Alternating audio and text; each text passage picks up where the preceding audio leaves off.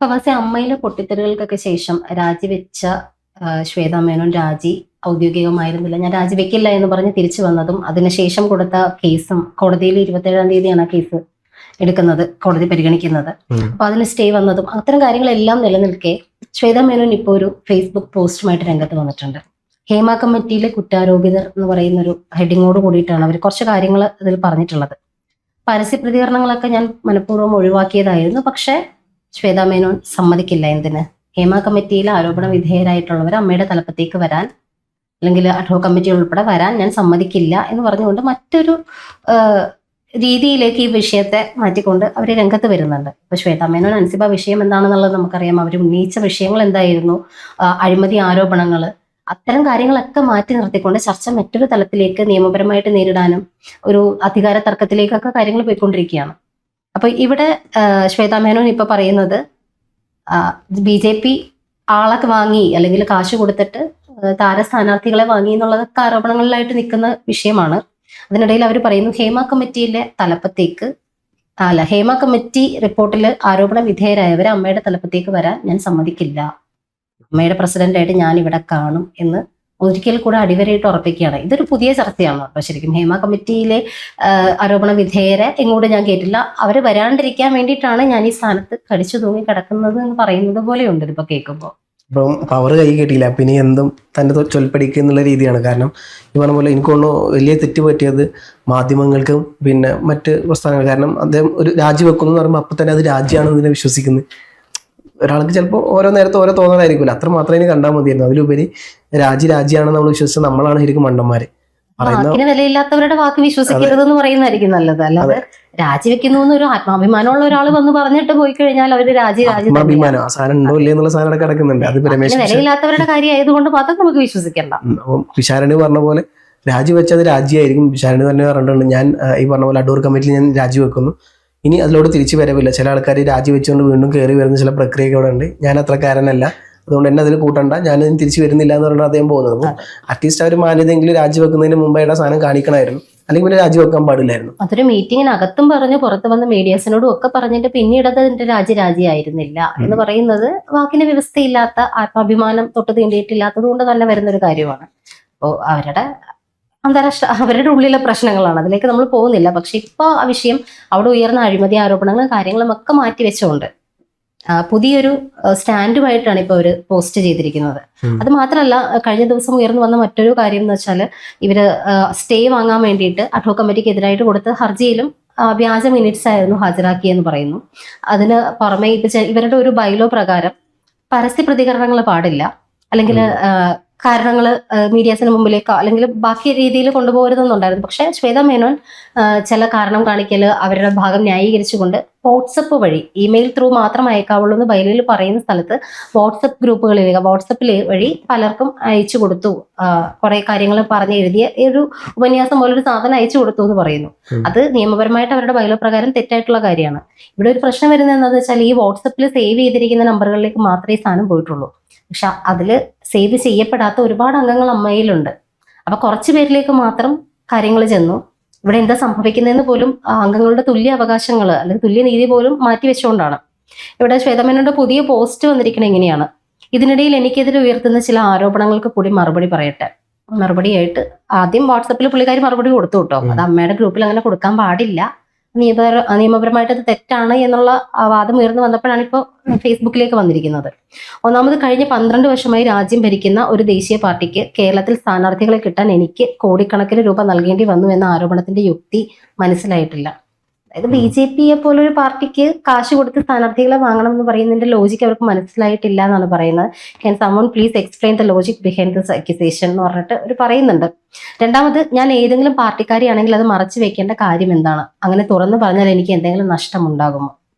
ഇത് ഇവര് മൊത്തമായിട്ട് കൊണ്ടുപോകുന്നത് BJPയുടെ ഡീല് എന്നുള്ള സാധനത്തിലേക്ക് മാത്രം. ഞങ്ങളുടെ എക്സിക്യൂട്ടീവ് കമ്മിറ്റിയിൽ തന്നെ CPM, കോൺഗ്രസ്, BJP ആഭിമുഖ്യമുള്ള നിരവധി അംഗങ്ങളുണ്ട്. അവരിൽ ഒരാളും ഒരിക്കൽ പോലും ഉന്നയിക്കാത്ത ആരോപണമാണ് ചിലർ മാത്രം വീണ്ടും വീണ്ടും ആവർത്തിക്കുന്നത്. എക്സിക്യൂട്ടീവ് കമ്മിറ്റിയിലുള്ള ആളുകൾ എന്ന് പറയുമ്പോൾ അംഗങ്ങൾ പലപ്പോഴും ഇപ്പൊ ചിലർ മാത്രം എന്ന് പറയുന്നത് ഒരുപാട് പേര് ഈ ആരോപണം ഉന്നയിക്കുന്നുണ്ട്. ഇതിനൊരു ക്ലാരിറ്റി അല്ല ഇവർ കൊടുക്കേണ്ടത്. അല്ലാണ്ട് ഇങ്ങനെ ഒരു ആരോപണം ഉന്നയിച്ച ഉടനെ ഇറങ്ങി ഓടുകയാണ് ശരിക്കും ശ്വേതാ മേനോൻ ചെയ്തിട്ടുള്ളത്.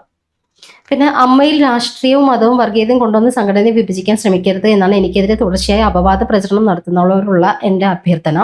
കാരണം മലയാളികൾ കലാകാരന്മാരെ സ്നേഹിച്ചതും ആദരിച്ചതും ജാതിക്കും മതത്തിനും രാഷ്ട്രീയത്തിനും അതീതമായിട്ടാണ്. ഇതെല്ലാം ഇതുവരെ ഞാൻ പറയാതിരുന്നത് ഇത്തരം അടിസ്ഥാനരഹിതമായ ആരോപണങ്ങൾക്ക് മറുപടി പറയേണ്ട ആവശ്യമില്ല എന്ന് കരുതിയത് കൊണ്ടാണ്. നമ്മൾ കഴിഞ്ഞ ചർച്ചയിലും പറഞ്ഞതുപോലെ ചില കാര്യങ്ങളോട് മൗനം പാലിക്കുക എന്നുള്ളതൊരു സ്ട്രാറ്റജി അതായിരിക്കാം. പിഷാരടി ഉൾപ്പെടെ അംഗീകരിക്കുന്ന അഴിമതി ആരോപണങ്ങൾ പോലും ഇവിടെ ചർച്ച ചെയ്യപ്പെടുന്നില്ല. എന്തായാലും ഞാൻ ഇവിടെ ഉള്ളിടത്തോളം കാലം ഹേമ കമ്മിറ്റി റിപ്പോർട്ടിൽ ഗുരുതര ആരോപണങ്ങൾ നേരിടുന്നവർ ഒരിക്കലും അമ്മയുടെ തലപ്പത്ത് വരില്ല. ഞാനതിന് ഏതറ്റം വരെയും പോകും. I will not be intimate. ഇങ്ങനെ അവർ പറഞ്ഞു വെക്കുന്നുണ്ട്, ഏതറ്റം വരെയും ഞാൻ അതിനുവേണ്ടി പോകും. ഞാനിവിടെ ഉള്ളിടത്തോളം കാലം ഹേമ കമ്മിറ്റിയിൽ ആരോപണ വിധേയരായവരാരും തന്നെ അമ്മയുടെ തലപ്പത്തേക്ക് വരില്ല.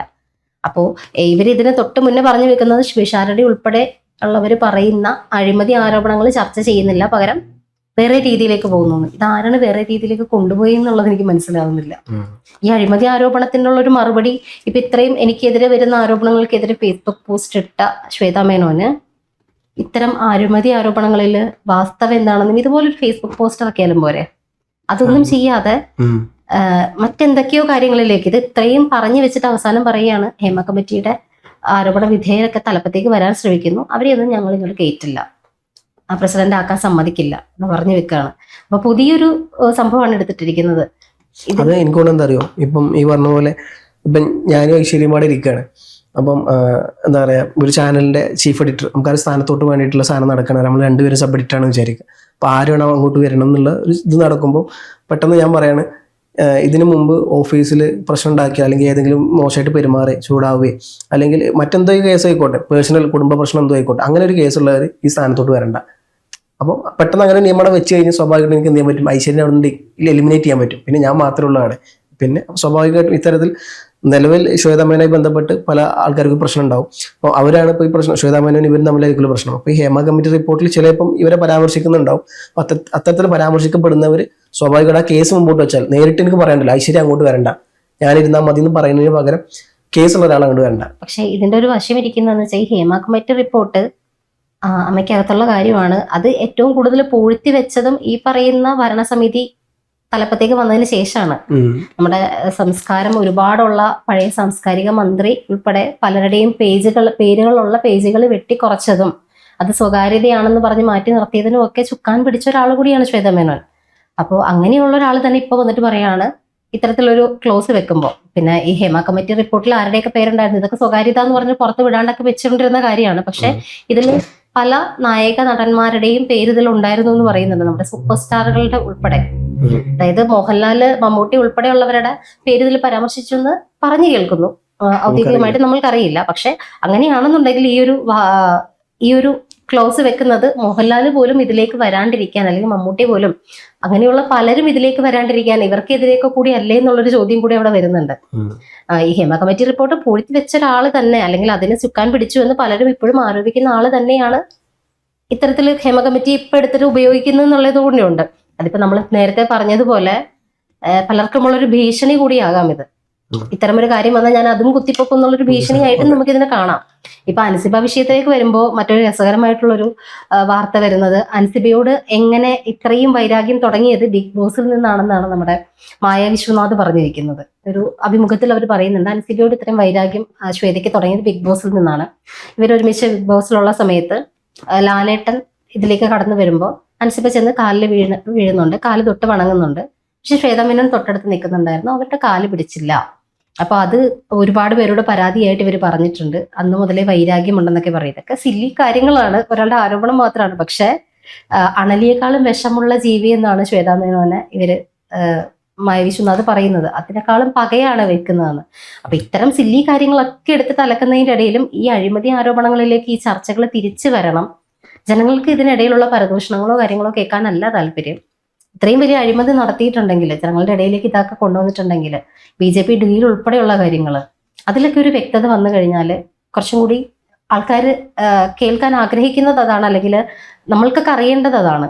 ഒരുപാട് അമ്മയിലെ മെമ്പേഴ്സും ഈ പറയുമ്പോൾ മനുഷ്യന്മാർ തന്നെയാണല്ലോ. ഇതവരും ഈ പറയുന്ന മുഖ്യമന്ത്രിയുടെയൊക്കെ അണ്ടറിലുള്ള അവരെ വിശ്വസിച്ച് ഒരു ഭരണത്തലവനുണ്ട് എന്ന് കരുതിയിരിക്കുന്നവരാണ്. അവർക്കും നീതി വേണം. അവര് അമ്മ എന്ന് പറയുന്ന മറ്റൊരു യൂണിവേഴ്സോ കാര്യങ്ങളോ ഒന്നും അല്ല, നമ്മുടെ സാധാരണ ജനങ്ങളെ പോലെ തന്നെ പൗരന്മാരാണ്. അവർക്ക് വേണ്ടിയിട്ടുള്ള കാര്യങ്ങൾ കൂടി റെഡിയാക്കാനായിട്ട് ഇത്തരം അഴിമതി ആരോപണങ്ങളിലൊക്കെ ഒരു വ്യക്തത വരുത്താനായിട്ട് മുകളിൽ നിന്ന് ഇടപെടൽ ഉണ്ടാവണം എന്നാണ് തോന്നുന്നത്.